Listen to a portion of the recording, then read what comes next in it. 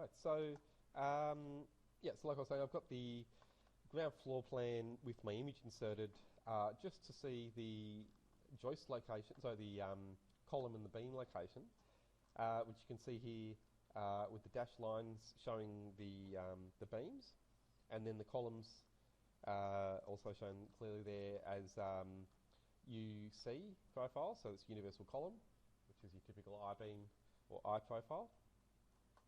And so, like I was saying, I'm going to place, well, the columns first actually, and then the beams. I'm going to use the structural tools.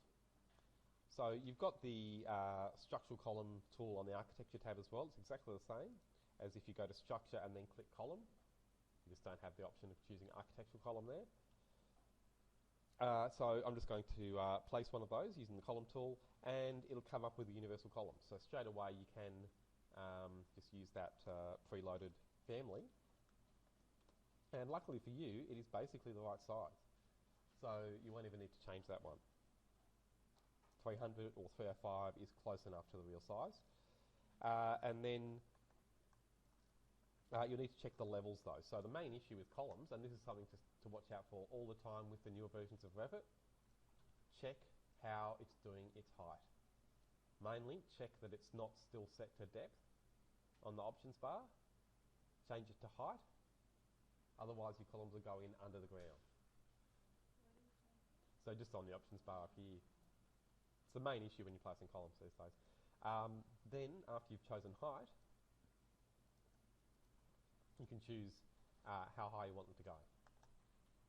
And so there's a bit of a debate about how columns should be built, and you can take it all the way through to roof, and that would actually make sense in this case. Some engineers will tell you should stop and start the columns at each level for the calculations and things like that, and quantities. For quantities, that's important actually, but otherwise, just do it the way you would walls and things like that. Take it all the way through if it needs to. And so I'm going to choose roof, and we'll just do it that way. So if I click there to place this now over the top of my plan, it's going to go from the ground floor all the way through to my top level. So I'm going to look in my section and see if I can find it. Right, so you might see something like this, where even though you might be able to see it, it'll come in as a line. So remember, with structural elements, you've got to set it to fine to see them. Well, that's one way anyway. To see the full object anyway. Right, so there we are, I can see it. And it doesn't matter that it continues through the floor there, because the floor is going to cover it at the intersections. And so then I can just keep placing them the same way. It doesn't take very long to put the columns over the plan. I'm not being too fussy here about the exact placement.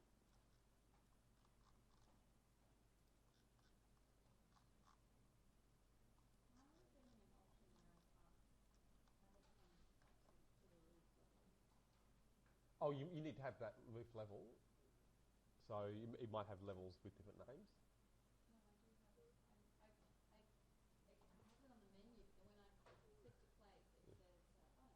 Oh yeah. So then in my 3D view, I might just check that, and you can see it's coming through at the moment, coming through my floor. So I'm just going to select all of those with the right click option, select all instances in entire project, and then I can use attach top base and choose the floor. It'll tell you it's a non-structural target, that's fine.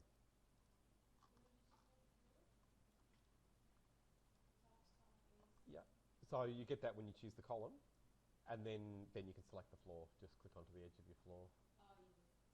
Yep.